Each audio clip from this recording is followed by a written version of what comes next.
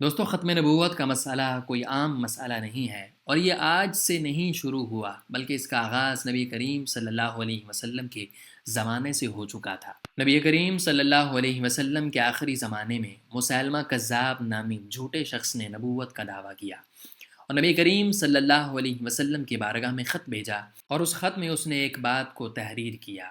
وہ بات دو باتوں پر مشتمل ہے۔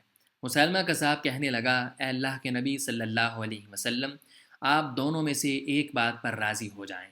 پہلی بات یہ ہے کہ آپ جب تک زندہ ہیں آپ نبی ہیں، اور آپ کی دنیا سے پردہ کرنے کے بعد میں نبی ہوں۔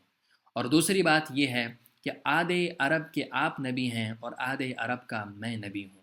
ان دونوں میں سے ایک بات پر آپ اتفاق کر لیں۔ نبی کریم صلی اللہ علیہ وسلم نے اس کا خط پڑھا، اور اس خط کے جواب میں ایک خط لکھا جس میں نبی کریم صلی اللہ علیہ وسلم نے واضح طور پر ایک بات کو لکھا، اے مسلمہ، تو کذاب ہے، تو جھوٹا ہے۔ نبی کریم صلی اللہ علیہ وسلم نے یہ خط کو تحریر کر لیا۔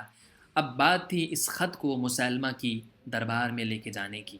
نبی کریم صلی اللہ علیہ وسلم نے صحابہ کرام علیہم الرضوان کے درمیان اعلان کیا کہ اس خط کو کون مسلمہ کے دربار میں لے کر جائے گا۔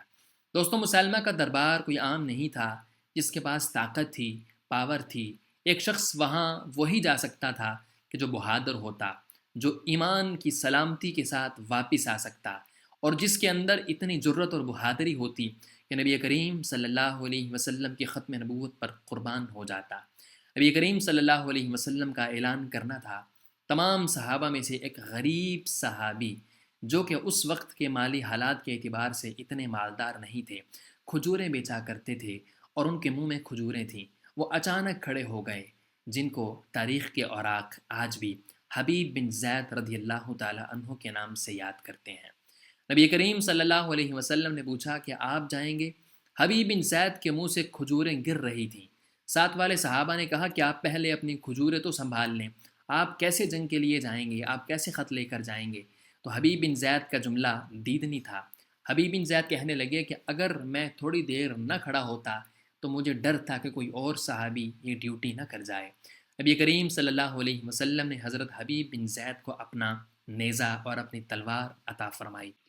راوی کا کہنا ہے کہ حضرت حبیب بن زید مدینے سے اس طرح نکلے جیسے کوئی جرنیل نکلتا ہے، اور مسلمہ کے دربار کے سامنے جا کر نبی کریم علیہ السلام کا عطا کیا ہوا نیزہ اس کے دربار کے سامنے گاڑ دیا۔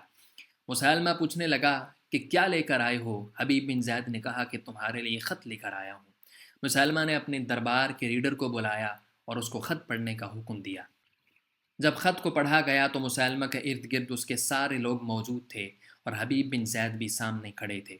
جب خط کو پڑھا گیا تو خط میں لکھا تھا، اے مسلمہ، تو کذاب ہے، تو جھوٹا ہے۔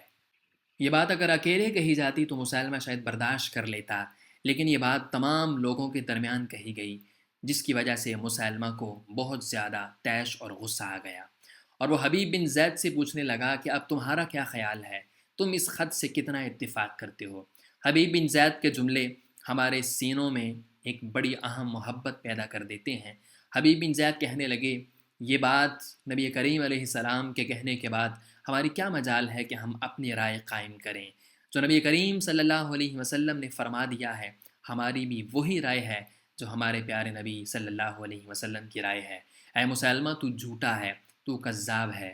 ہمارے پیارے نبی صلی اللہ علیہ وسلم آخری نبی ہیں، اور آپ کے بعد نبوت کا دروازہ بند ہو چکا ہے۔ دوستو، اس کے بعد مسلمہ کذاب نے دھمکیوں کا سلسلہ شروع کیا، اور آپ کو دھمکانے لگا کہ تو جانتا ہے تیرے ارد گرد سارے میرے لوگ کھڑے ہیں، ان کے پاس بڑا اہم مسئلہ موجود ہے، لہٰذا تیرا کچھ بھی باقی نہیں رہے گا، لہٰذا اپنی رائے بدل لو اور مجھے نبی مان لو۔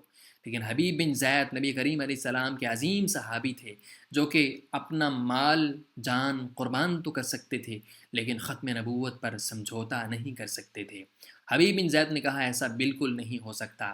مسلمہ کھڑا ہوا اور مسلمہ نے تلوار آپ کے ہاتھ پر ماری، آپ کا ہاتھ کٹ کر زمین پر گر پڑا اور خون کے فوارے چل پڑے۔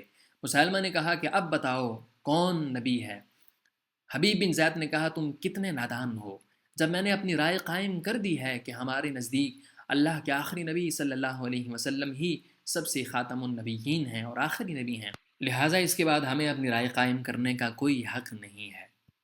آہستہ آہستہ مسلمہ کذاب نے حضرت حبیب بن زید کا دوسرا ہاتھ کاٹا، آپ کی ٹانگیں کاٹیں، حتیٰ کہ آپ کا جسم کا ہر جز کاٹ دیا، لیکن آپ نے یہ بات نہیں کہی کہ میں اس بات پر سمجھوتا کرتا ہوں کہ اب تم نبی ہو۔ ادھر حضرت حبیب بن زید کا انتقال ہوا، شہادت نوش کیا۔ نبی کریم علیہ السلام نے مدینہ منورہ کے اندر بیٹھ کر کہا انا للہ و انا الیہ راجعون۔ صحابہ نے پوچھا یا رسول اللہ صلی اللہ علیہ وسلم کیا ہوا؟ نبی کریم علیہ السلام نے فرمایا حبیب بن زید کو مسیلمہ کذاب کے دربار میں شہید کر دیا گیا ہے، اور اللہ نے اس کا درجہ کتنا بڑھایا ہے، اللہ نے جنت کے تمام دروازے حبیب بن زید کے لیے کھول دیے ہیں۔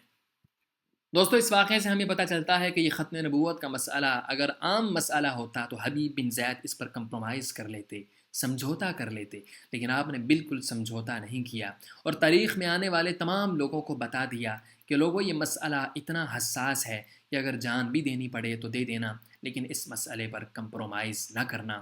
اللہ تعالیٰ سے دعا ہے کہ اللہ ہماری نسلوں کے اندر ختم نبوت کی بقا شامل فرمائے، اور اللہ ہمیں اپنا مال، جان، عزت، آبرو، تن، من، دھن اس مسئلے کے لیے قربان کر دینے کی توفیق عطا فرمائے۔ آمین۔